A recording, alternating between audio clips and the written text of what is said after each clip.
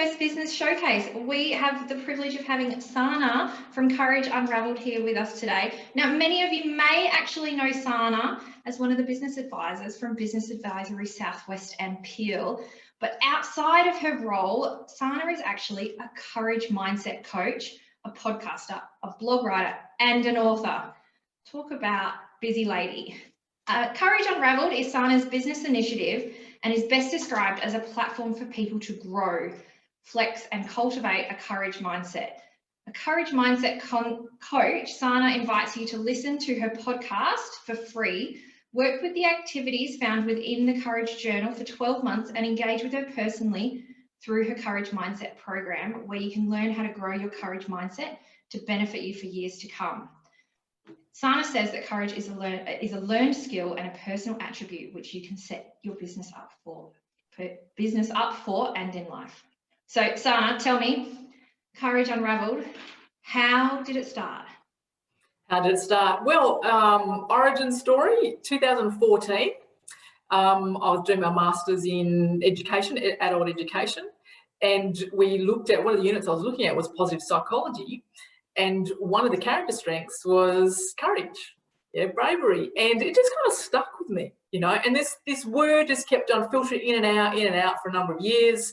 And then to cut a bit of a long story short, I was wanting to do something really creative. I went on a creativity retreat, and then this thing started happening, evolving. I thought, I want to do something with courage, and podcasting popped into my mind. And as soon as I left that retreat, boom, I found the first podcasting course I could find online, which is not a good thing to do. Now, for those people who know me, who've worked with me, they know that Sana and technology don't really work well. So already I was on the back foot and needed my courage. So to really work through that, and lots of obstacles and whatever. So that's the prelim.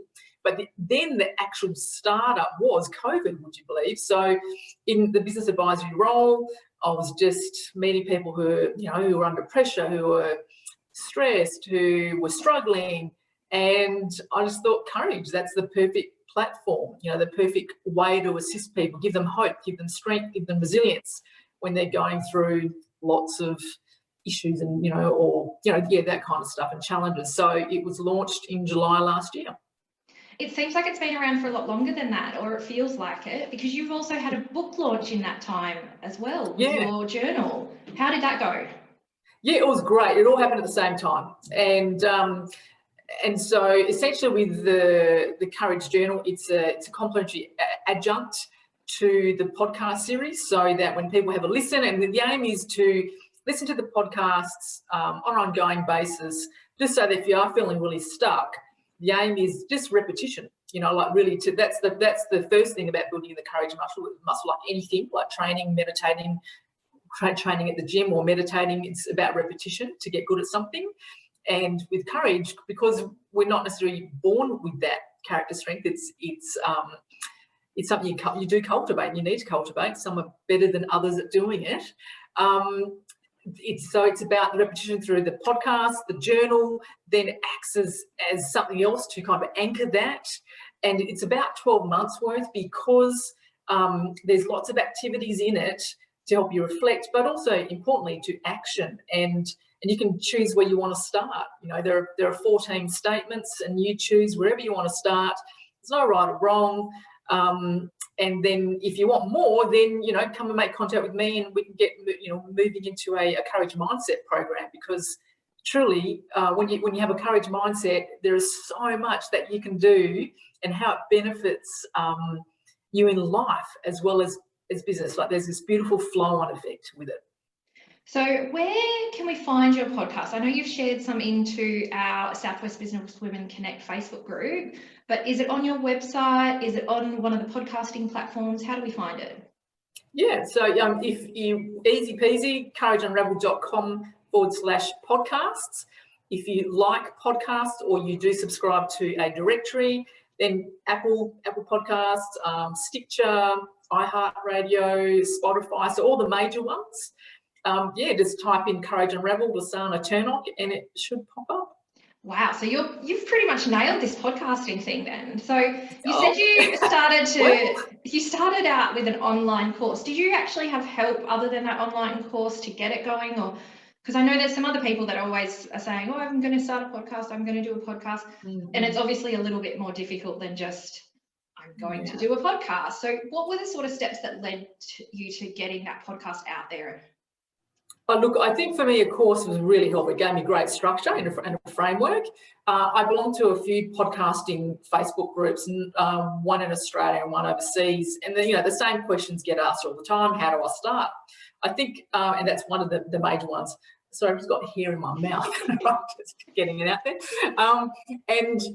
And so I think for me, it was the greatest way to do it was to actually have a formalised course to do it. And, they're not cheap. They're $700-800 to $1,000. That's what they were, 18 months ago. I don't know whether that's changed or not since COVID, because it did happen pre-COVID. But you can do it, but I think you can do it on your own. And but I found, though, the people that have done bits and pieces, it gets messy. They don't, you can do podcasting for free, like do it on Zoom, and then then you find a way to have to then record and the rest of it.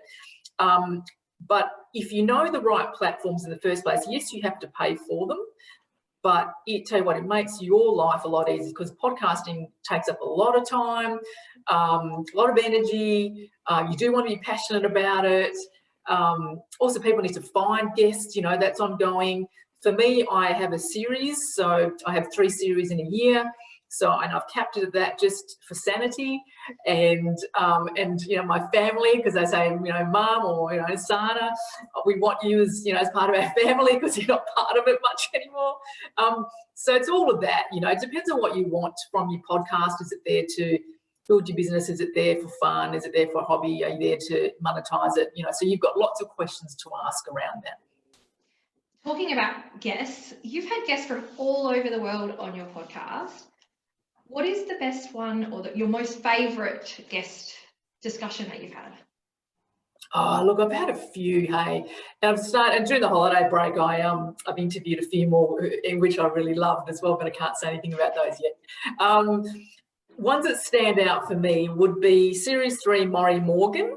I think he was episode 14 or 15, something like that. And I loved him. Maury he's from Melbourne originally, I believe, and he was living in China. He was right there during COVID, and he's an entrepreneur. So for all of you entrepreneurs through the group, please check it out. He's such an interesting guy, and he also runs a comedy school in Melbourne, which is fantastic. And I don't know, there was beautiful banter between the two of us, great conversation, and so that that's, I'd say, probably a bit of a favourite of mine. Also, I've got a beautiful friend of mine in Melbourne. He and his wife are talking about their daughter going through anorexia, and that was a fantastic insight into what that's been like as for a parent. So people who may be going through that with their child, and even just to listen to it, just from a community health perspective, it will be a really cool one to listen to.